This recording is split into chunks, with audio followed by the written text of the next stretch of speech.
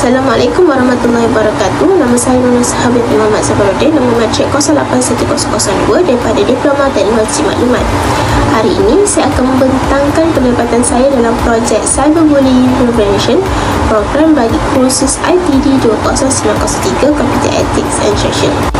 Daripada beberapa tajuk yang telah diberikan, kumpulan kami memilih Cyberbullying Prevention Program kerana kami merasakan isu ini semakin membimbangkan dalam kalangan masyarakat, terutamanya remaja yang aktif menggunakan social media.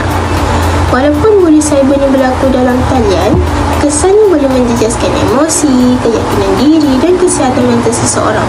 Oleh itu, kami ingin menyampaikan mesej kepada masyarakat tentang pentingnya menggunakan social media dengan lebih beretika dan bertanggungjawab.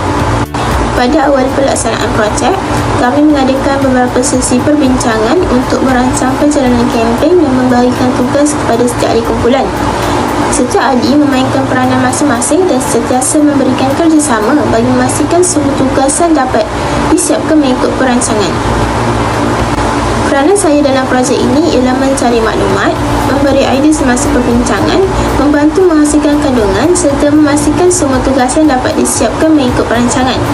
Selain melaksanakan tugas yang diberikan, saya juga sentiasa berbincang dengan ahli kumpulan untuk memastikan setiap kandungan yang dihasilkan menepati objektif kempen dan mudah difahami oleh orang ramai. Sebelum menghasilkan kandungan, kami telah membuat rujukan daripada sumber yang dipercayai bagi memastikan semua maklumat yang telah disampaikan adalah tepat.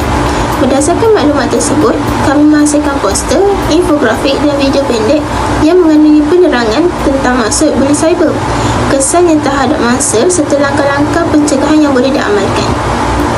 Seterusnya, semua kandungan dibuat naik ke platform media sosial mengikut jadual yang telah dirancang. Kami juga sentiasa memantau sambutan daripada pengguna melalui jumlah tontonan, tanda suka, komen dan perkongsian sebagai bukti keberkesanan kempen yang dijalankan. Sepanjang projek ini dijalankan, saya belajar bahawa kerjasama, komunikasi dan sikap bertanggungjawab amat penting dalam menyiapkan sesuatu tugasan.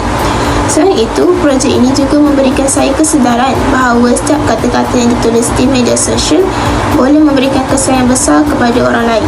Sebagai pengguna teknologi, kita perlu lebih berhemah, menghormati orang lain dan berfikir sebelum meninggalkan komen atau berkongsi sesuatu di media sosial.